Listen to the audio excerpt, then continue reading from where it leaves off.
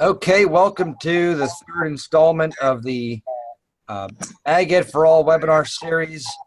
This is again the third of a four-part series that we're doing on inclusivity and diversity as it relates to agricultural education.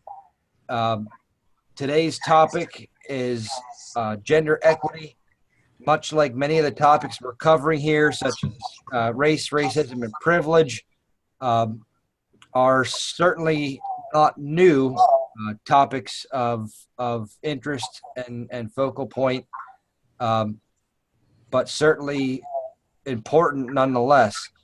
So I'm going to work with our attendees as they come in to make sure they're online, and I'm going to pass it over to Brandon from the University of Minnesota, who can introduce our guest panelists as well as go over academic language that we can use during discussion today. So Brandon, it's all yours. Awesome. Can you hear me okay? Thumbs up if you can hear me. Oh, yes. Cool. Well, first I'll start by saying, hi, my name is Brandon, and I use he, him, his pronouns. I work at the University of Minnesota, and I do outreach for underrepresented students in the College of Food, Agriculture, and Natural Resource Sciences, and I'm housed in the Agricultural Education and Academic Department. We have an agenda for kind of what we'll go through. We have some reflective questions for participants, those that are joining us now, and those who will join us as recorded, the webinar is recorded for their use. And then community norms, which those individuals may choose to use as well. Some language that I'll go through, and then we'll have our panelists. And there's a few that will hopefully be joining us later as well too. Some people have school while this is being recorded, so they'll join us when they're able to. And then we'll have some resources that we'll share as well. So with that, here are some of the community norms, and I always like to highlight just a few. I won't go through all of them, but use first draft language is the first one that I'll highlight. So for those who aren't necessarily sure what they're thinking, but know they have a thought and haven't really thought through it before, you have permission to share kind of what's coming to your mind and forming it as you go. And then we'll ask everybody to assume positive intentions, but own any sort of impact that might come with that. So I might intend to say something well, but it may come across harmful. So I'm going to own the impact of the words that I'm using. And then practice mindfulness of both your body and mind. So if you're feeling challenged in something, thinking to yourself, where am I feeling this in my body? Where am I feeling this, or why am I feeling this in my mind? And kind of thinking through both of those aspects of yourself. And then lastly, what I always like to share, and this is kind of a mantra that I personally have, is that this is an invitation and not an expectation to participate. So please feel free to do so to the extent that you feel comfortable to do so, and to the extent that you feel you need to do so to challenge yourself. So here are some of the reflective questions, and I think I flipped these with the community norms, but here we'll kind of revert back to these two, but these are some things that our participants can be thinking about, and those who are joining us via the recording later as well.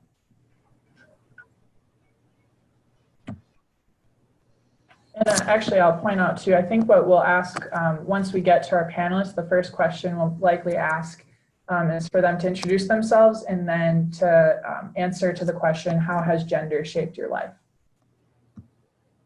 So with that, we'll go through some academic language that I've kind of put together based on several resources.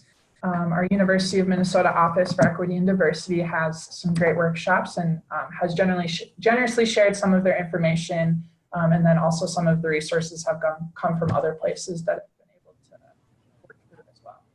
So the first couple of definitions, I guess, that I'll share is biological sex. So this refers to a person's physical attributes, such as their external sex organs, chromosomes, or internal reproductive structures. So oftentimes we think of this as what we are born into.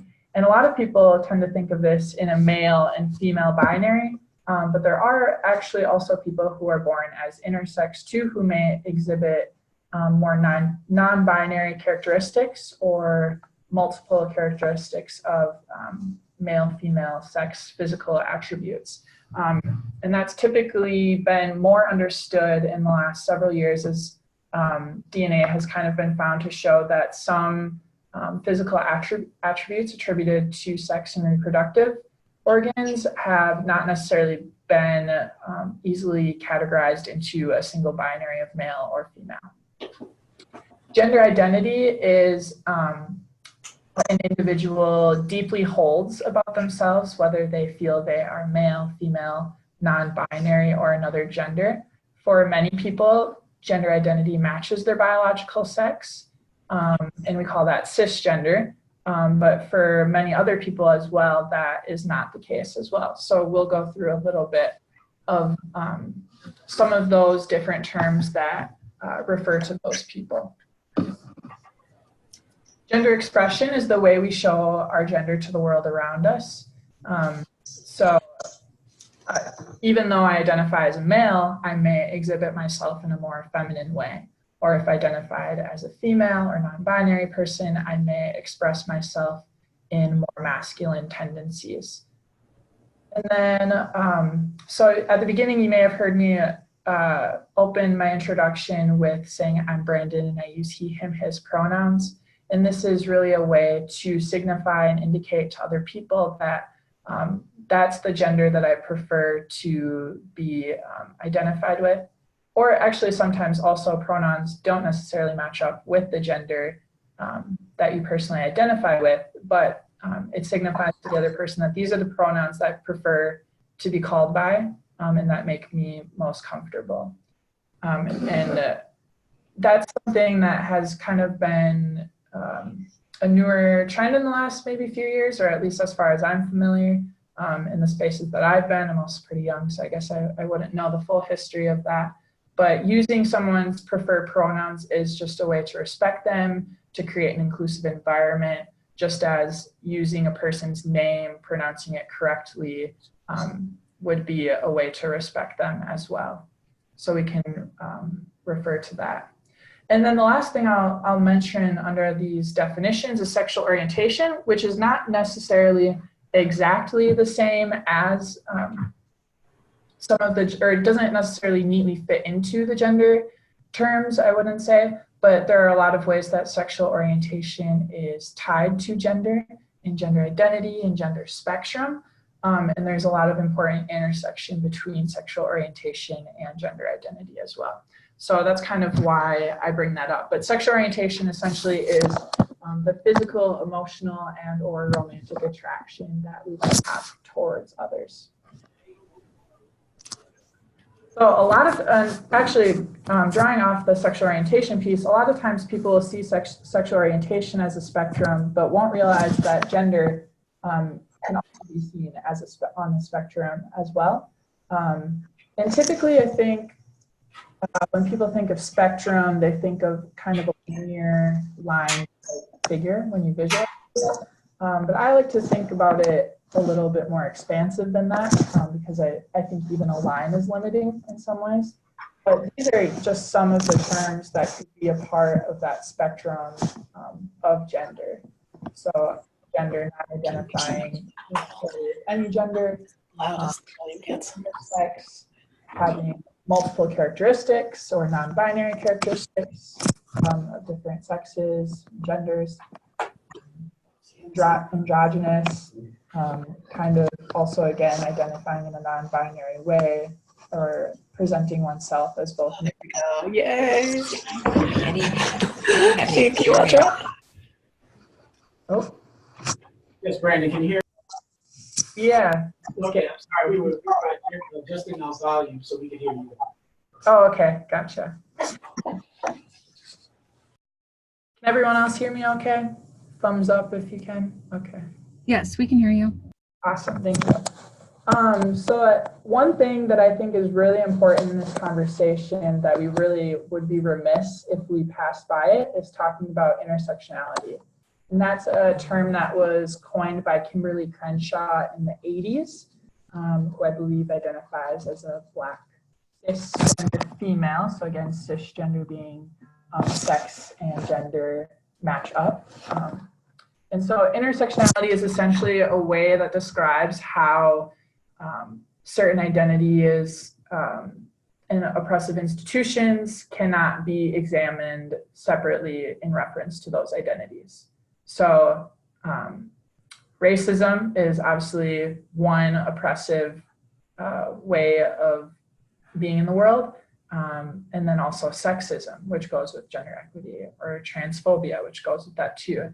And when you hold multiple of those identities, there's a lot more complexity to it than, for example, if I was just a white transgender or queer person identifying as. For example, you can see kind of some of the ways that that plays out. So household income would be an intersecting identity, thinking about class specifically. There's a study that was done on suicide attempts among transgender and gender nonconforming people, and you can see the difference in the percentages based on the household income that they had. So less than $20,000, 53% of those individuals had attempted suicide at some point, compared to those who made over $100,000 in their household, 26%. And then we can also see this as an intersecting identity with race and ethnicity, though that data is separate from the class or household income data that's there. So Native, transgender, and gender nonconforming individuals committed suicide or attempted suicide, at a rate of 56%, multiracial or mixed race ethnicity at 54%, Black or African American at 45%, and white, transgender, and gender nonconforming individuals at 38%. So just in that, we can see how oppressive institutions intersect with each other to compound vulnerability, disempowerment, and disadvantage for certain groups of people. And then actually there's another example I wanted to share, kind of more contextualized to agricultural education. Some people who are listening may be familiar with the Owl Pellets podcast, which is several researchers who have kind of shared applicable ways to apply research to agriculture teachers in the classroom. And it's usually like a 15 to 25-minute podcast maybe. And I remember listening to one that was specifically around career earnings, and they talked a lot about identity, demographics identity within agricultural education and FFA. And they talked about how Black men, 90% of Black men, I believe this is the correct data, 90% of Black men who participated in FFA were likely to hold leadership positions. And it was a similarly very large number among white women. And then they said, but it's not the same case for Black women. And when you think about, if you take an intersectional lens to this, obviously you can't necessarily assume, but you can start to critically engage with it and realize that there are probably compounding factors that are occurring when thinking about social identity in that context, and why Black women in FFA are not necessarily engaging at the same rates of leadership as Black men or white women are. And then I think this is the last slide that I'll touch on before turning it over to our panelists and letting themselves introduce themselves, and maybe some of the teachers who join us will be able to touch on other dominant narratives. But basically, I wanted to just share a couple of examples of the way that we see gender playing out in agricultural education, specifically thinking about cisgender women. So one common phrase that we hear a lot in agricultural education is that women are taking it over and becoming all of the teachers in agricultural education. And while there are some truths to these dominant narratives, there's also alternative narratives too that play into this. For example, when we think about agricultural education, the gender makeup, men still hold all of the power essentially within agricultural education and FFA. Yes, more women may be entering the profession, but when we look at positions of power, specifically thinking about the FFA organization, I have some statistics that I just basically by looking at the website, 9 out of 12 of the National FFA Board of Directors are white men. On the National FFA Foundation Board of Trustees, 1825 are, I should say, cisgender white men. National FFA Foundation Sponsors Board, 19 out of 22 are cis white men. National FFA Foundation Individual Giving Council, 12 out of the 13 are white men. And the Alumni Advisory Committee, which is actually made up of, I would say, what looks to be a younger demographic, 10 out of 12 are men and 9 out of 12 are cisgender white men. So when we see just this example of the people who are holding a lot of power and representing different areas, there's still a lot that is represented specifically in cisgender white men. And so even though females are entering into the profession, there's still a lot of ways in which we maintain this gender hierarchy. And we can even think about this webinar too. Like, I am a cisgender white man, and I'm still essentially serving as a gatekeeper of this webinar, who gets to participate in the webinar. In addition to Jonathan too, like, we have some power in that. And obviously we're trying to choose to be collaborative and equitable in that process, but holding those dominant identities still plays into that reinforcement of gender hierarchy within agriculture education. And then the second dominant narrative that I'll address, and I think the last thing that I'll share before introducing our panelists is, I heard this also, I think, on another podcast with some ag teachers, was that pink toolboxes will encourage young women to take ag classes. Is that what that says there? I'm missing the partner there. But essentially what it is, just thinking about that, yes, that may be true, but there's a whole lot of undertones to that. One, thinking about, is pink associated with just women? Or is it also, like, why is that socially constructed as a color for women and not also something that's applicable to men as well? And there's also just a whole lot of other barriers beyond the color of the toolbox that is in a class for women to be willing to step into those spaces. I've heard from a lot of female ag teachers that they will feel uncomfortable being in shop classes because male students specifically will kind of doubt their ability to succeed within that space simply because they're a female. And so for female students to also step into that space also face similar barriers. So those are just a couple of examples of dominant narratives within agricultural education. And I think with that, we'll start introducing some of our panelists. So we have most everybody with us, it looks like, except for, I think Amber Seibert is going to join us yet, and Julia Tlaski when they're able to. So with that, what we're asking those who joined us late of the panelists is to introduce their name, kind of what they do, preferred pronouns if they choose to identify with those, and then also how gender has shaped their life. If they're in agriculture education, you can also feel free to share how gender has shaped your experience within agricultural education as well.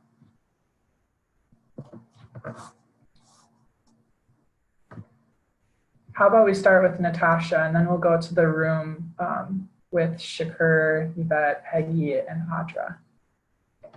Okay, can you hear me? Yep. All right. So, yeah, I'm Natasha Paris, and I am an ag teacher in Ripon, Wisconsin. And how I am a straight cis female, pronouns she and her. I was raised a proud feminist by a proud feminist. So I have never known that word to have anything other than a positive meaning. And then later in my life, I encountered people who took it very differently than I did. When I was not raised by rural people. I was raised in a rural area, but not by rural people. And my feminist parents, yeah, and my faith tradition is very much about gender equality. And so that's been very important to me my whole life. And so as I've come into ag education later in my career. Ag is the 5th subject I've taught. And I've encountered personally a lot of sexism along the way, from males in ag education. And that's been a very frustrating experience. And I've had to really relearn how to navigate that stuff because I kind of had forgotten, I guess. And then, and was shocked that in 2017, 18, 19, that I was still having to deal with a lot of it.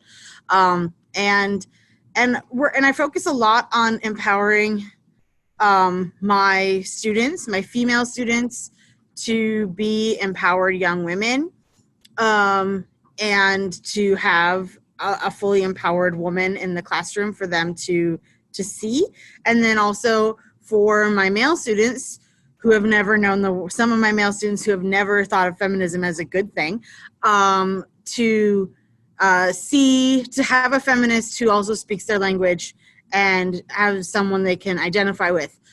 Depending on the day, I'm successful with that, I'm unsuccessful with that.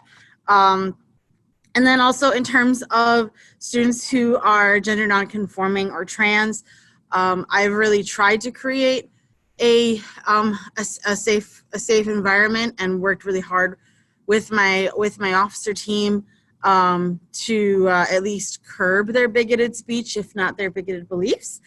And it's to an extent, I think it's worked. I have of the trans students in our school, they all take my classes, so I think that's probably a good sign. Yeah, I guess that's my experience, and I keep trucking, but it's been a more frustrating road than I expected when I entered Ag Ed a few years ago. So.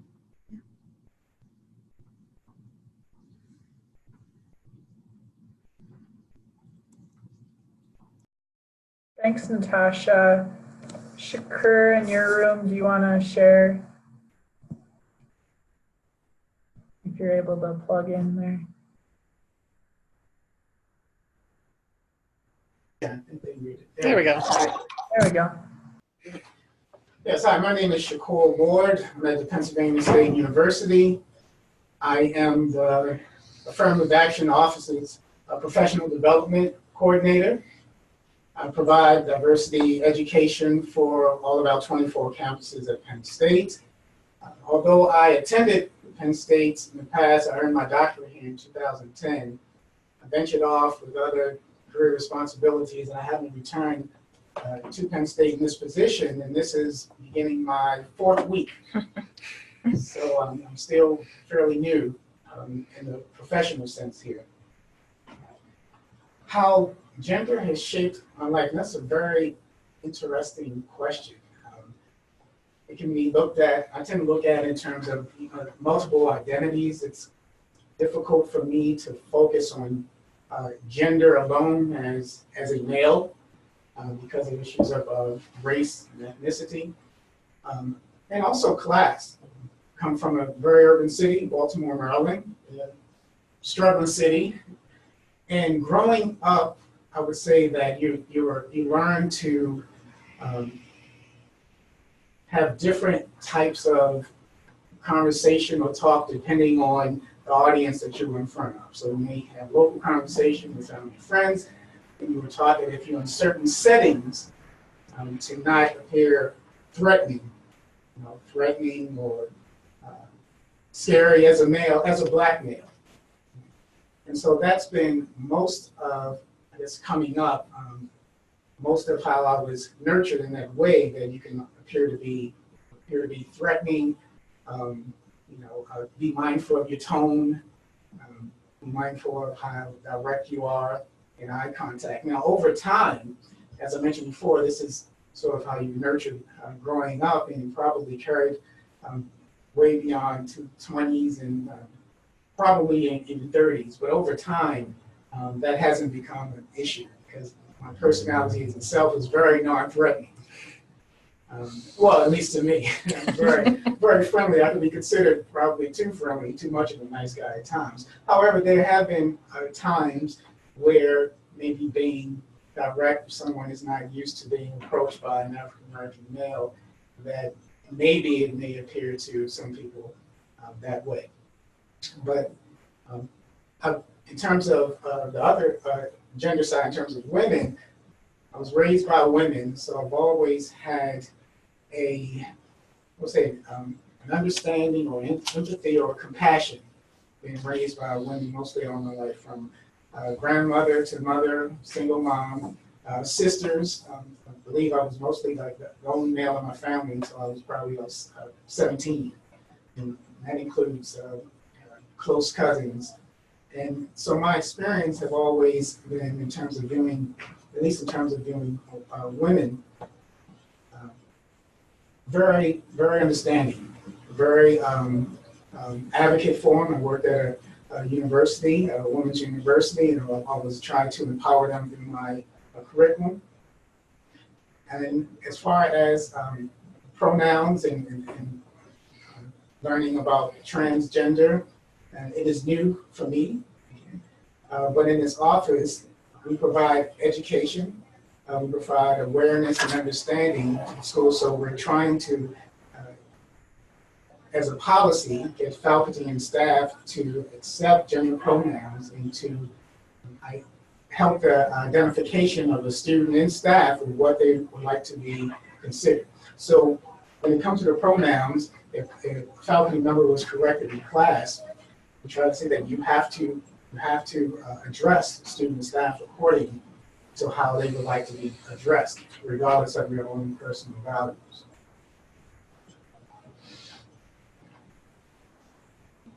That's it. Okay. Thank you, Shakur. I think I'm going around in order there. Audra Hickson. Yes. Hi, everyone. My name is Audra Hickson. I'm obviously also here at Penn State University. I'm currently at the Gender Equity Center. I provide direct services and advocacy and support to students primarily. Students can come to our office as a result of discrimination-related issues, as a result of sexual assault, relationship violence, stalking, and other negative campus climate issues. So definitely in my day-to-day work, I hear frequently about the impact of gender roles, about gender-based discrimination, harassment, and those issues are definitely pervasive on campus. As a result of my history, I worked in rural domestic violence before coming to the university. So, I come from a background of working with sexual and domestic violence for over 20 years. And that's definitely an area when we look at primary prevention where we see how gender roles can play into even those domestic violence types of situations or sexual assault. And so we address gender roles in the workplace, but we also address them in learning as well as in interpersonal relationships.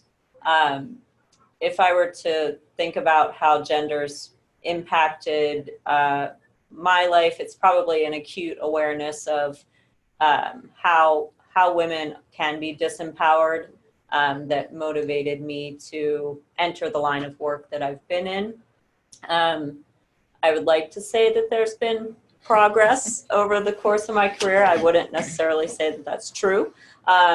Sadly, we kind of see the same issues playing out time and time again. So while I do think there's probably more open dialogue and more awareness in some areas around gender equality, there's still a lot of work to be done. So. Yvette? Okay, thanks for sharing, Audra. I believe we have Yvette next. Yep. Hi, everyone. My name is Yvette Wilson. I am an attorney by trade and the Associate Director in the Office of Sexual Misconduct, Prevention and Response. Similar to Audra, I've worked my whole life on equality issues, particularly with sexual assault, dating violence, domestic violence. I started off in law school working in a domestic violence program and really started to dive into some of the issues at the most in the most serious ways, and that really shaved or helped focus my career and where I was going. I was a prosecutor for many years and a victim rights attorney for many years, and I saw firsthand how sexual violence, domestic violence affects women far more proportionately than men in general. As a prosecutor, I did see a variety of cases. As an attorney working with direct clients, I saw a variety of cases as well. But it was always women who were primarily affected by these areas. So that's kind of where I've come from. Personally, I grew up in a very strong female household. I think similar to what Shakur was saying. I had 3 strong women raising me. My father was abusive to my mom early on. And so I kind of saw some of the differences there growing up, but I never had any doubts about my ability. I always felt like, you know, I was going to make a difference and I was going to go out there and be able to, you know, do something really good. Growing up though, obviously now I have children of my own and different things. It's been a really interesting process because I do see changes. Like with my own son, he is now 19 years old, almost 20. And, you know, he has learned, you know, you think about what do we teach our kids? And I can see it in him every day, you know, just some of the ways he talks about things or how he'll ask me a question and he'll try and, you know, encourage his friends to change, you know, that whole, you know, rape culture and, you know, male hierarchy that we still have. And so I think there are definitely some good changes. It takes generations to make those changes typically, but we are making progress. And I think that's why we're all in this work, because we believe we are making an impact. And here at the university level, what better way to have an impact on the future than with the students we're all working with. Okay, thank you, Yvette. And last but not least, we have Peggy. Okay, thanks. I'm Peggy Laura, and I work in Student Affairs Administration supporting the diversity and inclusion units. And what that means is that I have the opportunity to work with both the Gender Equity Center and the LGBTQA Student Resource Center. Those are the ones I'll talk about for purposes of the work we're doing here today. As is the case with both Audra and Yvette, my background and experience is in working with victims and survivors of sexual and relationship violence. I'm a counselor by training, practiced for many years as a feminist clinician, and worked particularly around issues of marginalization. And it's really interesting to think of how I came to do this work. One of the areas, when you talk about intersectionality early on, one of the areas of intersectionality for me is my age. I'm an older woman, and so I grew up in a very traditional family where girls were not equal to boys, and where females were expected to be deferential to males. And what that did to me was really shape my life in such a way that I'm both an activist and very tuned into to addressing issues of girls aren't smart enough or girls aren't good enough. I really grew up with the it's too bad you're a girl, you're so smart, you won't go far, there's no opportunity for you. And it's interesting, I'm aware in much the same way that Shakur addressed, when you're coming from aspects of your identity that don't have power and privilege in a culture, the threat that occurs when girls and women are able to speak about their experiences in that way. You know, I'm thinking when you had the graphic up that talked about females are taking over agricultural education, it's always interesting to me that when women are in positions of being role models for students, that's often seen as taking over, in much the same way that if I'm a Black male, I'm seen as being more powerful than I should be based on those aspects of my identity. So I think that I'm very clear about the ways that gender has shaped my life, and hope that it really helps me to be effective in the work I'm doing with anybody who's part of a marginalized population. Okay, excellent. Thank you, Peggy. So another school-based AgEd representative that we have is Amber Seibert from Fairmont High School in Minnesota. Amber, if you'd like to tell us a little bit about yourself and how gender has shaped your role. Yeah, can you all hear me okay? We can hear you. It's a little choppy. Okay. Yeah, I apologize about that. I'm guessing it's probably my microphone and my computer. I'm at my high school on our school Chromebooks, so maybe if I talk slowly, that will be okay. We hear you pretty good now. Okay, sounds good. Yeah, I apologize about any issues. Anyways, yeah, I teach at Fairmont, Minnesota, which is like right on the southern border of the state of Minnesota, basically Iowa, which is kind of murder, but we're okay with it.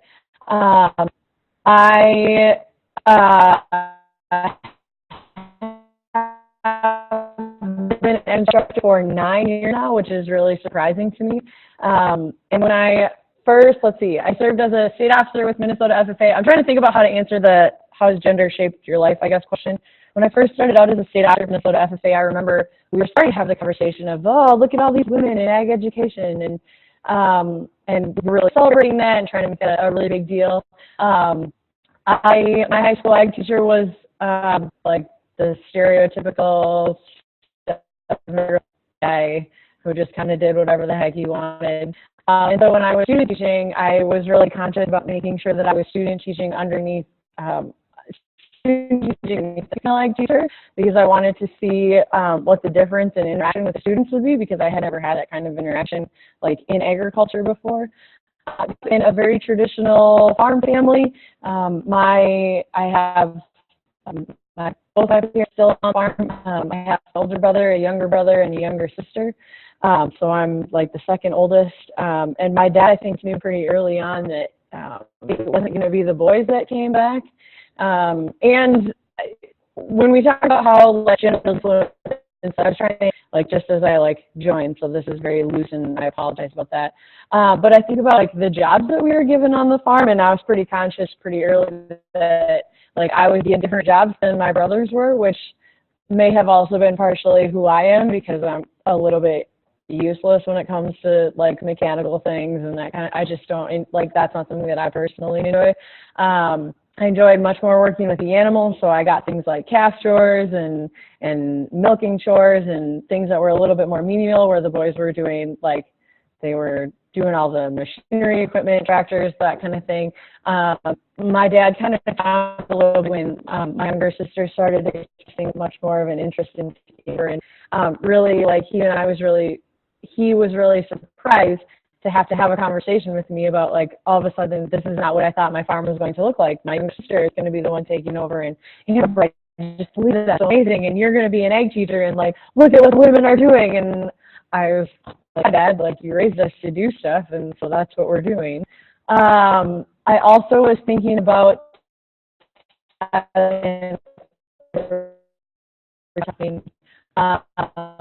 I really happened in the last few years when we talk about the number of female agriculture teachers in the state of Minnesota. The male ag teachers in Minnesota are kind of shocked right now, and I don't know if they know what to do. Because we have an extremely large number of female teachers, and they're starting to say like, oh my gosh, we need to start having conversations and workshops about things like maternity leave, and these are things that we've never had to think about before, but we need to be teaching our students, you know, we need to be teaching our younger teachers these things, so we never had to worry about that. And it's really interesting to see the change in agriculture education in general, I guess. My early experiences with students have mostly been pretty positive. I started this program here in Fairmont, and so they just assume that everybody has a female teacher, I think. I did have a couple conversations right away with one student who it was just we were talking about being leaders, and he just straight up in my class told me that he didn't think that women could be as good at leaders. And then we like really got into that. But other than that, it's never been, I personally have not really had any kinds of like negative experiences with students about being a female teacher. I've had some interesting conversations with like their parents and things like that. But I mean, overall, I think that agriculture in general is slowly changing about the way we see women in agriculture. Yeah, I don't really know where I'm going with this, so I'll stop there. Okay, thank you very much, Amber. Glad you could be with us today. We have about 45 minutes of blocked out for some solid conversation here. John, we have Julia with us too. If we could have her introduce herself. Okay. Yeah. Can they speak? Can they hear? Julia, can you speak? Can you hear?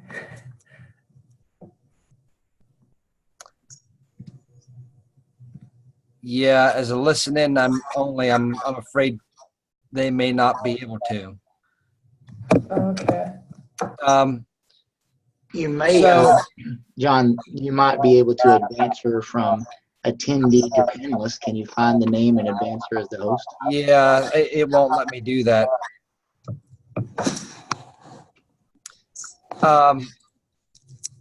So from the Shakur and Audra and Peggy and Yvette, perhaps to frame out and kind of get the conversation rolling here, in your experiences, in all that you handle respectively, what has your expertise and experience shown you to be some of the common causes of gender bias in anything? What tends to cause one gender to marginalize or be biased against or just not treat the other equally? I think from the time that children are socialized, we see, I guess, what I would call different treatment based on male-identified children and female-identified children, even how we talk about them, the experiences that we give them, and it's often subtle and, I guess, unconscious. So I think that unconscious bias and unconscious assumptions are a key part of what then leads to problems down the road. When we talk with college students, for example, we talk about, gender norms in the workplace or gender norms in dating, and it can be challenging to even get them to think about things that they just take as quote unquote normal, and to think about unlearn those things that they've been taught in terms of what emotions it's appropriate for male identified people to show, what emotions it's appropriate for female identified people to show. And so I think it's interwoven into our society in ways that people aren't even conscious of. And then at worst, those assumptions and biases turn into situations where there's discrimination and harassment and sexism.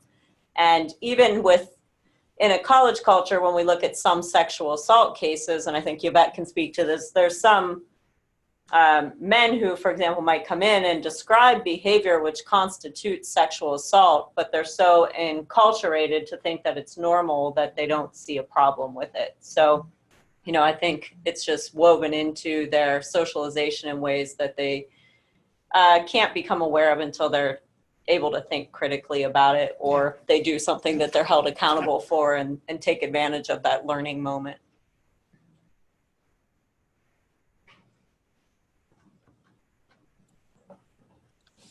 Okay, anybody else have experience they'd like to share on or kind of reflect on that kind of shines light on some of the root causes as to why we think one gender only is supposed to take on a certain occupation or serve in a certain role or capacity versus the other? I think it's really rooted in history, and how people have been brought up. Audra was talking about this a little bit, something as simple as boys will be boys on the playground. Those are the kinds of stereotypes that we need to not be using anymore. And we need to say from a very early age, no, it's not appropriate to pull their hair. No, it's not appropriate to do this or that. And if we can do that, we can start changing this. But otherwise, the students that we see, it's definitely something they've been living with and experienced and either taught or experienced directly their whole lives.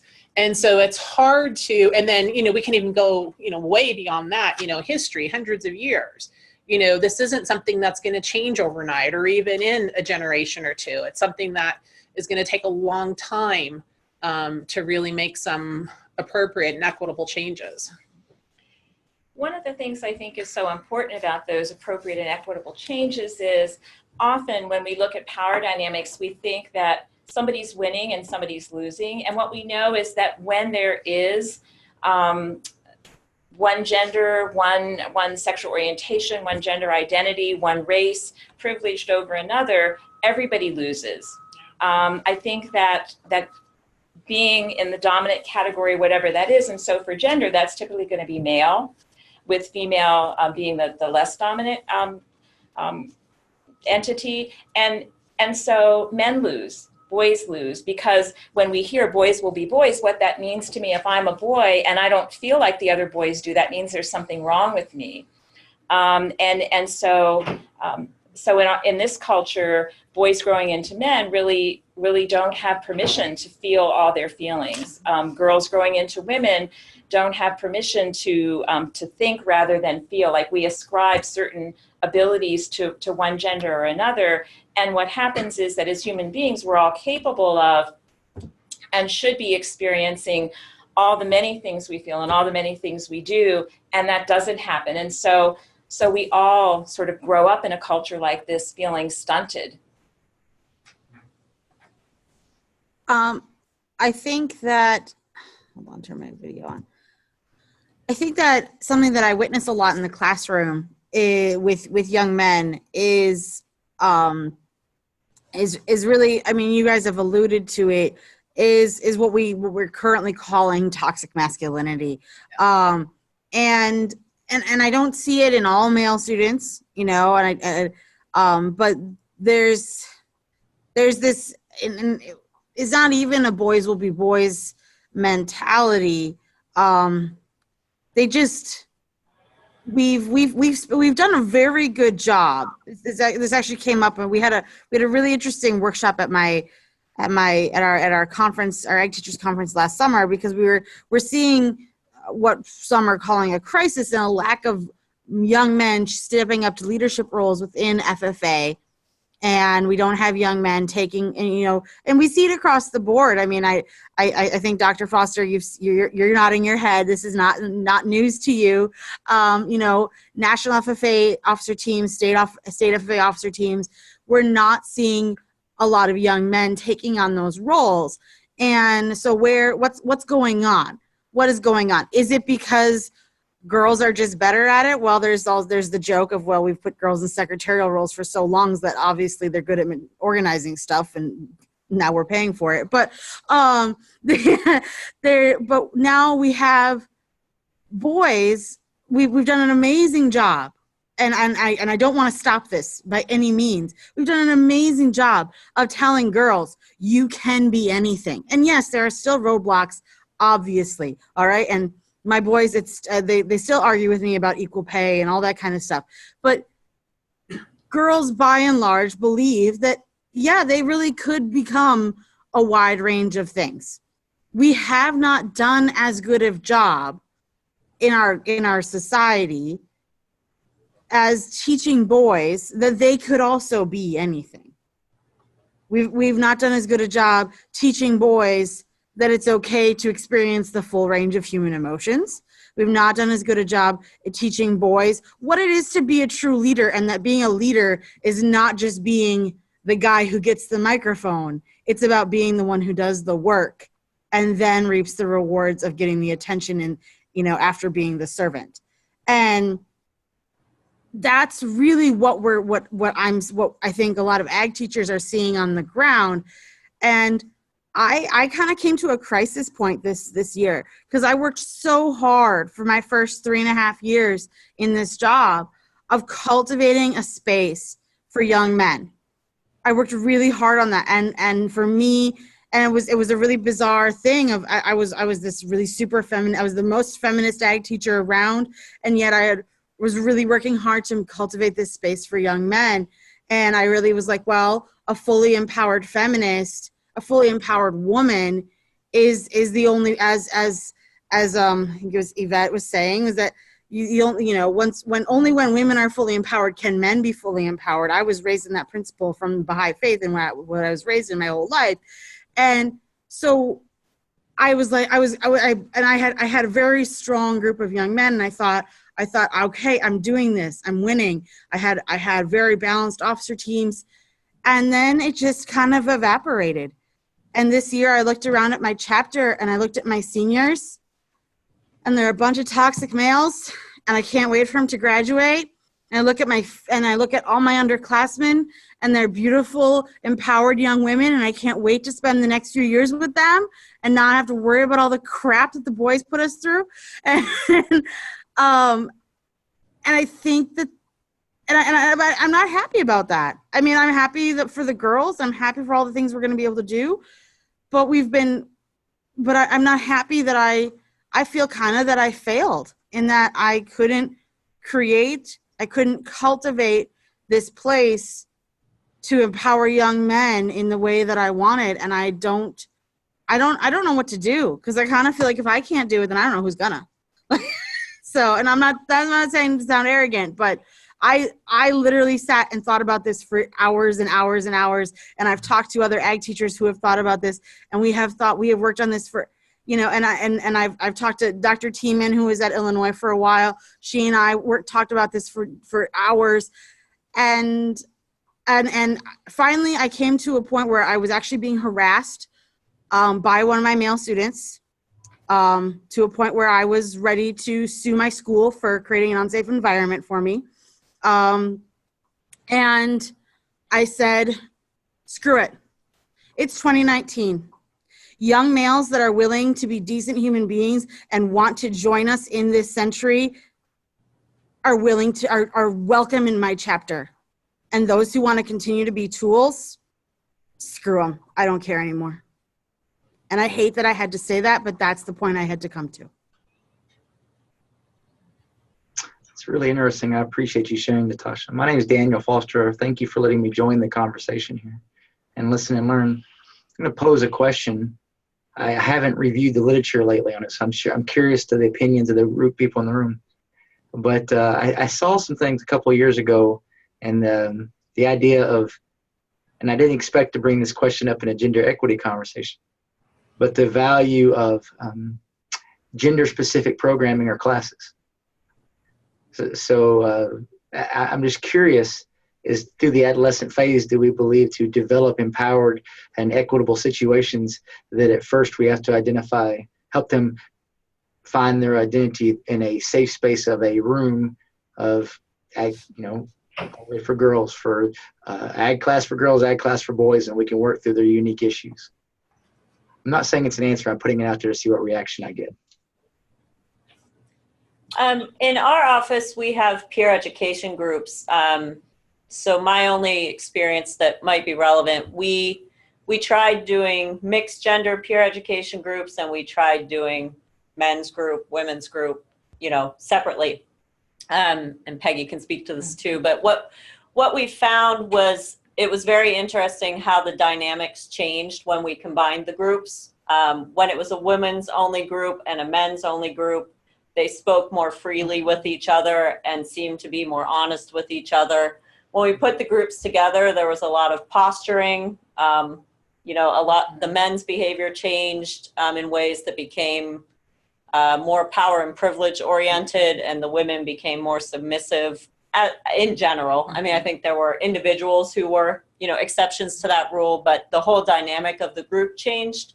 And so we actually talked with them about what we were observing, and we went back to having separate groups. They come together for combined like projects and programming, but they have separate groups because the things that we're really working on are gender norms, toxic masculinity. We're really trying to get into those issues.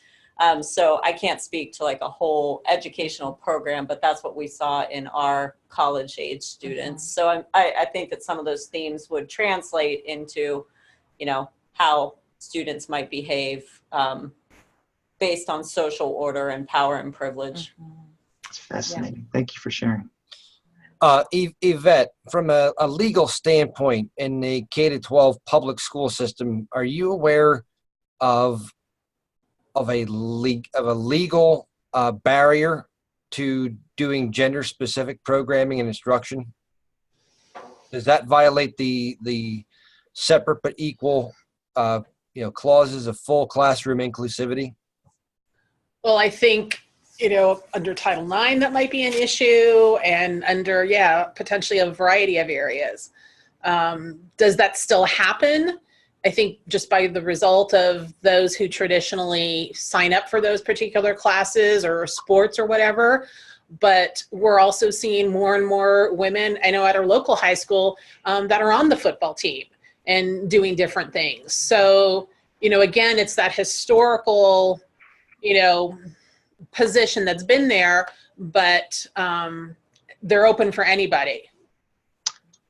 I have a question about that actually, because I've been advocating having gender segregated discussions at my school, because I had a large group of freshman girls come in this year, and as freshman girls, they pretty much all confided in me that they'd all experienced sexual harassment or assault by the time they were freshmen in high school, and no one really believed me. And so I went to my principal, and I really kind of cornered him about it multiple times. And I said, we're not doing enough. And they kept saying, well, we're doing this. I said, it's not enough. It's not enough. It's not enough. And I have this, I've kind of really latched onto this idea, and my principal likes it. We just don't know if we can get away with it. Is we would like to create, master's space, is we would like to create gender segregated discussions, small group discussions of, you know, of the teachers who feel comfortable having those discussions with kids, of teaching young men, so male teachers teaching young men what sexual harassment is, how, you know, what the boundaries are, how to respect yourself, how to respect others, and then talking to female teachers talking to female students, how to respect yourself, how to respect others, what the legal, you know, and so we just don't know if we can get away with it. And I have reached out to teachers across the country to see if anyone else has done anything like it. And everyone else just seems to be treading water and saying, we know this is a problem. Snapchat is the scourge of humanity. How do we stop it? And no one seems to have an answer. And I just want to do something, because I'm sick of my girls coming to me saying, so-and-so sent me dick pics last night and he's going to get a slap on the wrist. So can I do that? I don't know. What do I do? Talk to your general counsel. And to be honest, Natasha, I'm going to ask this question. Do you know who the general counsel is for your high school? No. I didn't think so. Most teachers I talk to wouldn't know who is the lawyer for the school district and who can you talk to. Out of curiosity, and I'm sorry I didn't catch everybody's names because I got distracted, typical. What advice could we give to a secondary teacher, an educator, about how to locate that kind of legal counsel for a school in their community across the nation? Where would we send them to go to find out information? Superintendent. Yeah. I think the superintendent's office, I think what an issue there can be, though, for teachers, and this is one of those power dynamic kinds of things that I think this whole conversation swirls around, is that depending on administration, they often aren't open to teachers having that kind of access to general counsel. That feels dangerous to them. Very much so. I would agree with that. They could feel threatened when your teacher's asking to talk to your lawyer. You're probably thinking it's not a positive thing. Yeah. That's interesting. So that's not, I mean, in a, Natasha, how big is your community? 8,000 people. I'm using you as a case study. Sorry, trying to think. It's a little town of 8,000. How many in the high school? 530. Typical to a Pennsylvania high school. So 530 people in high school, 8,000 in the community. I doubt there's going to be like a legal resource center in a community that size. Maybe I'm being naive. No, I mean, we have a liberal arts college, so. Oh, that's cool. I bet that might be. That's actually a good point. Remind me of the name of your school. Ripon High School, so Ripon College is in our town, so. The local college should have somebody there that'd be easier to find. What I observe is a lot of our rural school districts perhaps wouldn't have, of course, a full-time counsel, may have somebody in the community that they go talk to, and it's definitely on contract need basis. Like they're not on the payroll that if we and we try to avoid talking to them if it's going to impact our budget bottom line. But now, does anybody know? I mean, they used to do that all the time for like sex ed and health ed. Right. I did it in middle school. I remember. Is that still happening? Does anybody know? It's been a few years since I was operating at that level.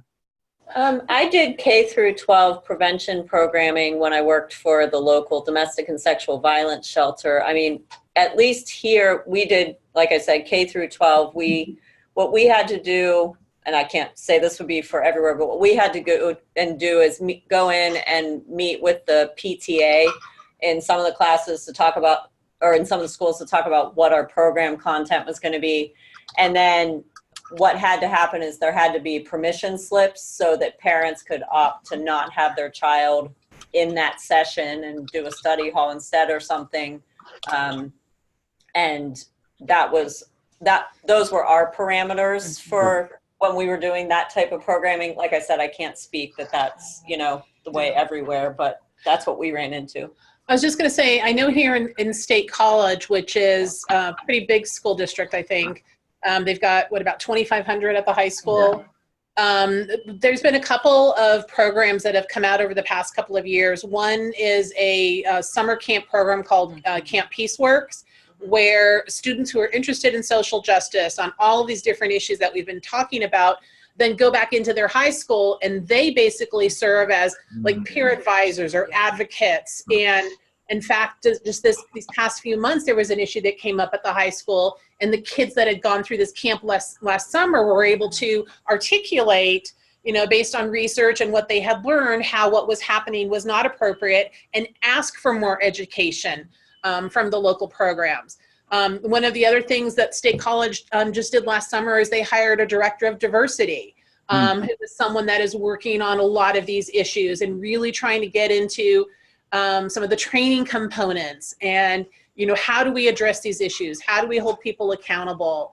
And so maybe there's a diversity director at your school, so just see who the different people are, find somebody that shares that interest, and start working. What I just heard, Natasha, if I was looking at your school, would be, I'm going to use my youth organization as my angle, and we're going to do an optional activity, a programming that people opt into to come and to develop essentially social justice warriors, that we bring them in and then we separate them off by gender so they can explore how to best serve that group in their schools, and they become peer advocates. I would figure out a way to use student organization collaboration. That's a neat idea to get around it. But where you would be frustrated probably would be that the ones that you most want to talk to probably wouldn't opt in and come see you. Absolutely. Yeah. But that creates a critical mass then of students who do have opted in and who. And I think that kind of spreads out, because one of the things I was going to say is that I haven't seen any recent research on this, but certainly what's been true for relationship violence, domestic violence programs nationally across time is, and this is certainly for adults, but I think this works really well for adolescents K through 12, anybody K through 12. Is to have a team teaching, male and female, where there's real equity and where there's a real even balance of power, and where the woman who's involved in that instance is respected clearly by the man, and vice versa, and that students get a chance to see the two of them working together collaboratively and as equal partners. And that can be a model that really blows kids and adults away because they're not used to seeing that. I don't want to derail us, and Jonathan's already getting nervous because I'm talking more than I should, but idea, I mean, as soon as you say that, I would love to say, how do we characterize showing respect? But that's probably a conversation I need to follow up with offline. Like, when we talk about two individuals working together, because I think that depending on culture and background, it would impact what do you see as signs of respect, because sounds very complicated, short version of that, to make sure you did it right. But Natasha, I love pushing everybody and putting an idea for y'all to think about as and put into the recording, of course, for ag education, because I like taking it back into our very specific corner of the world and looking at the infrastructure and saying, here's a possible idea that you can innovate around.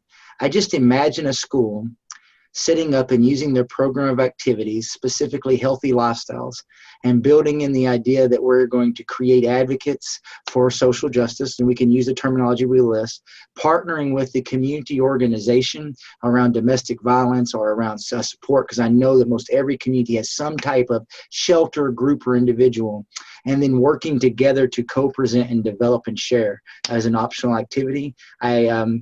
Since I know that sometimes ag teachers are motivated by values, and sometimes ag teachers are motivated by doing something new and different and cool, and sometimes they're motivated by plaques. I think it's one of those things where that would be very unique to me as I look at the student organization system if I ever read that on an application of this is how we were delivering healthy lifestyles engagement. So something to think about, and I'm going to go ahead and comment on what Elise shared there. And you guys, I get so proud when I see a teacher candidate who's looking ahead and is discovering and trying to think how she's going to lead this. And so I'm so proud she's on the call.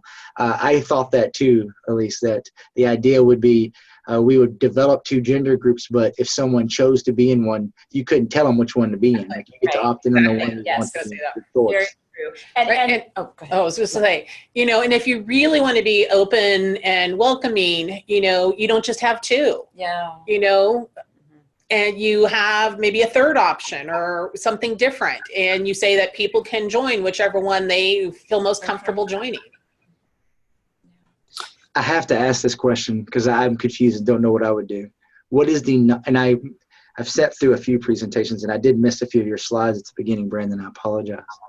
What would you label that third group? Because best chance of teacher, I got limited resources. We might pull off male, female, and third.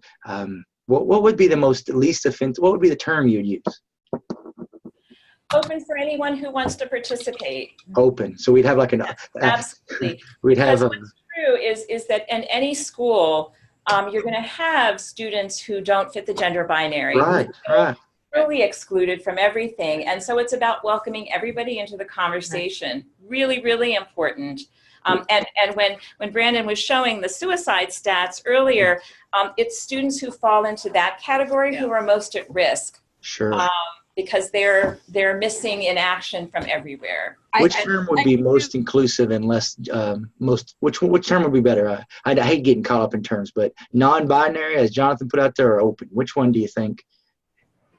Yeah, what do you think? I would ask the students themselves. Mm-hmm. We let our students name our one group is called PHREE, and it's peers helping reaffirm, educate, and empower. So there's no gender component to the name. You know what I mean? That's really smart. So empowering student voice. Groups, and because we actually renamed our office here at Penn State 2 years ago, and we did focus groups with students and said, what should we name ourselves? So if you let it come from them, then it's more empowering for them and safer. No, I love that idea of we teach student agency and do it in that way. Where do you care about now? How are we going to do it? Let them have voice in that design. That's great. And to play devil's advocate, if you call it open, there's going to be some redneck boys that show up to that open one and say, well, I identify as a toaster, so here I am. Yeah. Okay. Then you say we welcome you into the conversation. What do you have to say about being a toaster? Here's some ground rules. Party Exactly. You don't want to go there. You just don't even want to go there. You want to create. You need ground rules for the group, You and do. then anyone showing up for the group, if they don't observe those ground rules. No, in a high school setting, you don't even allow that to happen because and I'm sorry. In a high school setting, you clearly don't interact with enough redneck boys on a daily basis. Oh, I grew up in a family of redneck boys. Yeah. Well, I'm going to ask y'all to share, because whenever I walk into a facilitation responsibility, the idea of setting up group expectations is important. First time that we talk, and guidelines. And you ladies brought that up right away. I thought that was wonderful. If you were bringing the group together, what would be some common or some examples of the group norms or guidelines that you would provide at the beginning of this conversation? I think that'd help all of our teachers watching now, and especially in the future, of like, if I had to set this up, here are 1 or 2 gems that I would make sure would be my guidelines to start the conversation with students. What would be your recommendations? I would start with what Brandon had at the beginning. Absolutely. You know, about being respectful, about, assuming good intents, even though sometimes we don't say the right thing. It's part of implicit bias, and learning about that. We have to recognize that even though we might see ourselves as the best advocate and the most caring and loving person, sometimes because of our implicit bias, we're going to say something stupid. I do that all the time with one of my dear friends. They identify by they, but every once in a while I call them a she, and I have to apologize, because it's not that I don't love or care about them any less, but it's just that implicit bias. Sometimes, we don't do the right thing. And so to be honest about it and be able to talk about it. And as the instructor, to name that for ourselves too. It applies not just to the students, it applies to us as the person facilitating the group, for example. And ideally, you want to be the one, perhaps start off to give them an idea, but you really want it to come from them. Right. Well, as long as they stay on track. And then you can always pull out your pocket to get them back on track if they tend to veer. But you really want it to come from them. You want them to feel a sense of ownership, almost if they signed a treaty. And I use that sometimes when I used to teach younger people. I would say that, this is our treaty, or this is our shield. And what should we include in terms of our rules to uphold it. So I would engage them to add to the list, because they would feel more, have more ownership. I think too, we're talking, a theme that's running through this is working with challenging audiences, right? Our challenging audiences are the several hundred fraternity men who we have to go into their mansions downtown and present to them. And trust me, there's been some creative ways to be resistant, right? But I do think there are ways to engage challenging audiences. One that we use is like, I didn't really want to come here tonight because of the stereotypes of what fraternity men are like, and then talk with them. Like, so what are the stereotypes that you've heard about fraternity men? And they'll talk about them and say, like, well, then how do you all reinforce those? So I think that type of conversation builds rapport, but it also directly takes on, that resistant behavior and some of the stereotypes of whatever group you might be working with. So I do think there are ways, it's not foolproof, but there are ways to engage challenging audiences creatively. And then self-care is important for the teacher or the counselor or the facilitator, because it is hard work to be doing. So I had some excellent conversation and discussion there. That made me so happy that we had so much engagement through all of that. We do want to take the time while before our allotted time runs out here to pull Julia Toloski, Minnesota State FFA Executive Secretary in. Julia, if you could share, are there any initiatives that Minnesota State FFA is working on implementing, pursuing related to gender inclusivity? Kind of what's the pulse of the state FFA staff around the country related to this issue? Yeah, thanks for that question. So I've been state staff in Minnesota since 2015, but I've been acting as an FFA executive secretary since 2007. And I think that there are some opportunities for growth, and I see it. I'm on a national board of state staff from across the country, and it's something we do talk about. We talk about actually often the way we ask the question, which I think is a little telling, is where are the young men? The young men in positions of leadership. And we talked about that, and we heard that from Natasha saying she's worked really hard to have a great inclusive environment, and yet the people who are there maybe aren't reflecting the efforts that she's making, right? And I hear you and I feel that. One of the things that I've been talking about in multiple states for at least 5 or 6 years now is the need for these gender specific experiences for students to be able to put them in a place where they can have a conversation about what does gender mean? How does it impact me? What are my opportunities? Now, I grew up in a household that was we've heard it over and over again, lots of strong women. You know, my mom was in the military and my dad was not. And so she went to war. She went off and was stationed abroad for a year. And it was my dad and my brother and I. And even to this day, my dad does most of the cooking and cleaning at home. So I didn't have any expectation for a limit on my potential as a woman. But as a young woman who was leading other young women leaders and teachers and interacting with that, I did see some of those gender challenges that exist. I think that there is a need for a way to create an inclusive space and to create expectations where certain behaviors are not tolerated.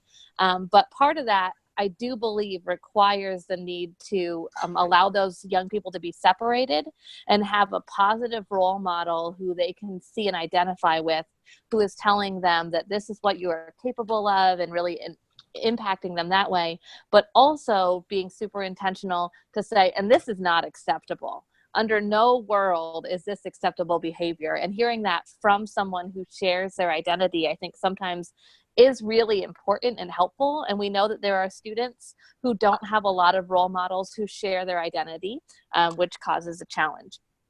One of the things that I was surprised to hear, I have worked with 2 all-girl state officer teams that have been elected in my career, and they've been in 2 separate states, so I won't throw any state under the bus. But when one of those teams was elected, I heard from a female teacher that they didn't think that their students would want to participate because they couldn't imagine going somewhere where there wasn't a guy in the front of the room, and that wasn't something a female could offer.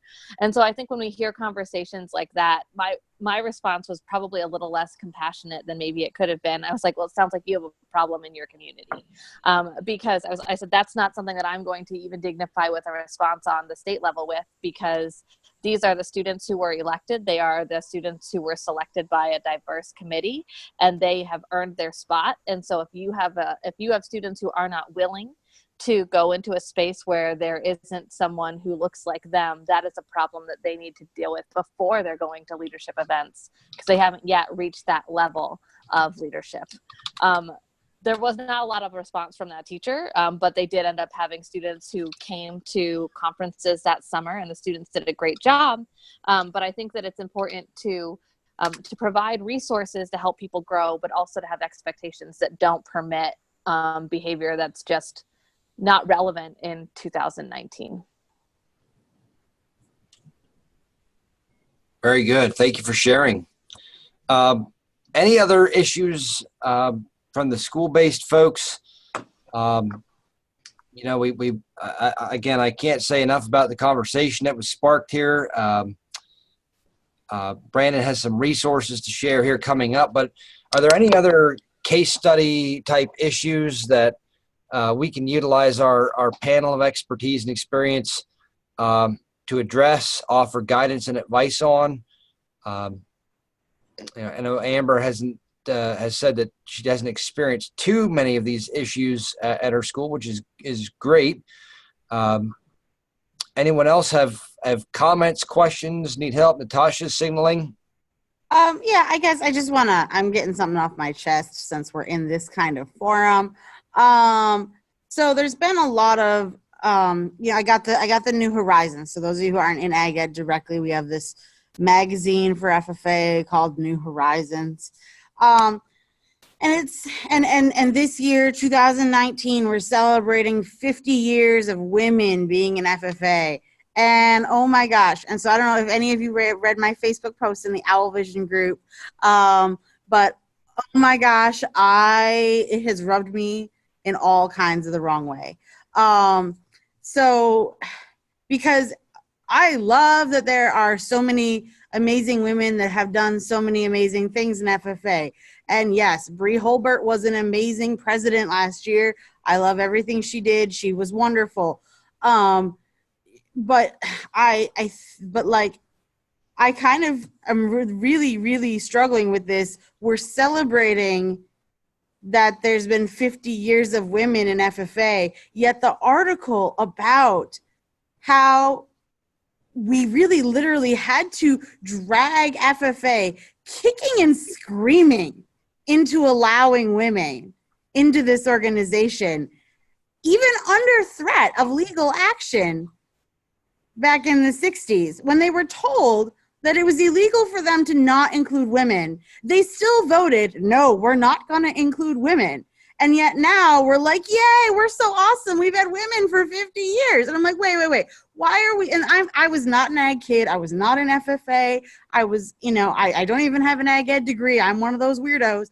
But to me, like, I'm just like, and maybe I'm seeing it wrong. I don't know. But I'm just kind of like, why are we celebrating it? Okay, yes, let's celebrate the accomplishments of the women that have done amazing things. And I got to find out that the first American star that was a woman actually lives in the same county as me, which was pretty cool. But I'm like, wait a second. This is something we shouldn't be proud of. This is something that we should actually be kind of ashamed of, because we should have been admitting women way earlier than this. And there were several states that were doing so on a hush-hush basis under threat of expulsion from National FFA. So why are we so excited? So I just wanted to say that, because I need to get that off my chest. So thank you. Breathe deeply, Natasha. I would think agree with that. I think, oh, I'm sorry, Julia. No, go Amber. So I would agree with that. And I think, I remember, I had the exact same reactions, Natasha. So I just really wanted to say, like, appreciate you. And to also say that, I'm also, I don't know, I'm having a hard time focusing my thoughts here. I really apologize. I heard a lot of conversations, or I had a lot of comments in being in and out, about how, like, Julia, you made the comment of, like, this is 2019, these conversations can't be happening, there is no place for this in FFA, or in ag education, in education in general, about the idea of, like, women aren't as good, like, that kind of thing, and I absolutely agree with that. The problem is that they are still happening. Yes. And what I need as a high school teacher, I don't have the option of saying, I do have the option of saying, you can't say that in my classroom, you can't say that here. But what I would like is strategies and questions and ways to encourage my students, rather than just like, shut it down. Like, yes, that's important, but I also need the young men in my chapter, in my classroom, to see why what they're saying is not appropriate in 2019, because I don't think they see that. I absolutely agreed. Natasha, like I said, I feel like I'm taking the conversation back like 15 steps because I've been in and out. I have seen students treat female presidents poorly in my chapter. I addressed it when it happened. We dealt with it and we moved on. But what I would like as a high school teacher, and like from this conversation, is ways for me to have a conversation with, like, hey, you said that and that's not okay, but like, why did you say that? Like, how could, like, I need ways to get my boys to think before they speak, and to also recognize that, like, it's not just them talking. Like, my kids don't say anything that comes out of their own brains. I love them, but they don't. They say things that are being said at home and in their communities and in their churches. Many of my students are from very conservative churches where women aren't allowed to be leaders in their church either. And so, yeah, I think the problem is bigger than AgEd. I think we also have a really cool opportunity with our student leadership organization to be able to try to build those and have those really difficult conversations in AgEd. I think that you're totally right, Amber. And I think that one thing that, like, I remember when I had that conversation, and I'm not saying which state it was in, but I was like, okay, I'm not going to apologize for the fact that an all-girl officer team was elected, and we're not going to bring in young men because it's an all-girl team, right? And I think that that's an appropriate response. We also need to remember that when we have teachers in schools, the concept of going to talk to a lawyer is an intimidating thing, especially for a teacher who maybe doesn't have tenure yet, right? You don't want to make any waves, but also we need to give people room to grow, and it has to be okay that their experience has them having the idea that they have currently. Because if we just cast everybody out when they make a mistake, there's not going to be anybody left. I think it's also important to remember that I do see like grown people making comments or creating situations that I don't think they recognize are challenging. A little while ago, there was a post on this. There's a state staff discussion board, just like there's an ag teachers discussion board. And it was a discussion about how do you decide when your female state officers are allowed to wear pants?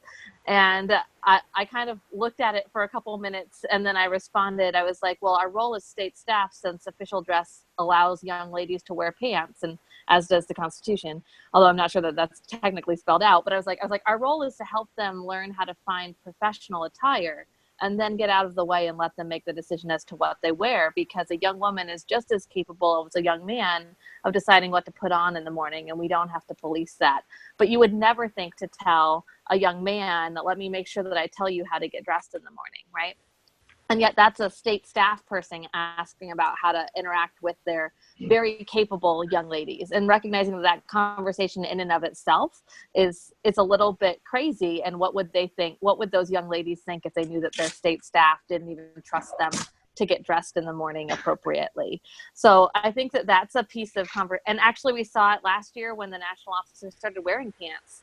2 years ago, I had two officers on that team that I knew very well. And one of them was in a picture that people said, oh, she just doesn't look like a national officer because she was wearing pants. Like, who says that about a young man? It just isn't even said. So I think we need to be aware that those conversations are still happening, and maybe gently have conversations with people who are having them that say, this is a little out of line, especially when they are adults. Because young people, Amber is totally right, say what their parents and friends and leaders say.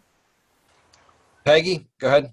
And I'm so aware of our time, so I just want to say really briefly, absolutely, I agree with everything you've said. One of the things I want us to think about is what about people we think are young men who would prefer to wear a skirt and don't feel safe doing that because that's absolutely not something that anybody's going to accept. You know, so I think you're right. It's true for all students that we're working with, and across the spectrum of how they identify as far as gender and other aspects of their identity. So you all are doing really important work, and I'm glad to hear the things that you're doing. And I think it's a conversation that we could have for hours and hours, and still never get to all the things that we need to be talking about. Absolutely. Dr. Foster, was there a comment you were waiting to interject there? No, it's just like you said, we could talk for hours. I want to say thank you. Like I said, we framed out at the beginning of the webinar, every topic that we've done so far are all topics that have been addressed by many, many, many, many, many more people than just us for many, many, many, many decades. And it's, they're not easy conversations. They're not easy solutions, which is why we're having them. So, so as Peggy alluded, we are nearing the end of we're actually a little bit over our allotted time, and we want to be respectful of everybody's evenings here. So I would gladly welcome any final comments, questions that anybody has on these the great topics we're talking about here. And again, if you're not comfortable unmuting and speaking, you can enter those comments or questions into the chat box. As I prepare to hand it off to Brandon, who's going to share out some of the resources that our guest panelists, with whom I'm so grateful, took the time to join us here this evening, passed along to us prior to tonight's webinar. I do just want to, again, thank everybody, Shakur and Audra and Yvette and Peggy, as well as Natasha and Julie and Amber, some AgEd representation that were invited. But I do want to thank you all. This was a great conversation. I think this was one of the smallest attended webinars we've had, but I think some of the deepest and richest and most fluent conversation that we've had on the 3 that we've done to date. So if nobody has anything else, I guess I'm going to call a final call on questions and comments. I will hand it over to Brandon, who can take us home here with the resources. All right. Yeah, and I'll just leave these up for a few seconds because they'll also be emailed to each of the participants. And really the purpose of it is for the people who are watching it via recording later. So these are some of the resources that panelists shared, as well as some other ones that I added to from a variety of different sources. So you'll see book, different films, curriculum, TED Talk. A lot of you maybe have used some of these resources before too in your classroom or for your own learning. So with that, I will stop sharing the screen. Stop sharing. There we go. And as Brandon said, this recording will be mailed out in the follow-up email to everybody that attended this evening, hopefully by tomorrow. Thank you to everybody that did join in on the conversation today. In talking to some of you privately in chat, we have some first timers on here, so that's great. Thank you so much. And on that note, we would like to invite everybody to help us close out this 4-part webinar series on April 10th, same time, 4 p.m. Eastern Standard Time, 3 p.m. Central Standard Time, Brandon? Yep. And that will be Brandon's webinar that he will be closing the series out with on challenging classism. Hopefully the conversation is as great as it was for this one. I will remain on until everybody else is off. You are welcome to remain on and follow up with any questions related to the series or the recording that you might have. But at this time, unless you have anything else, you're free to hop off. And thanks again for joining us, everybody. Have a great night. Thank you. Bye. Thank you. Thank you. Bye. You guys are awesome.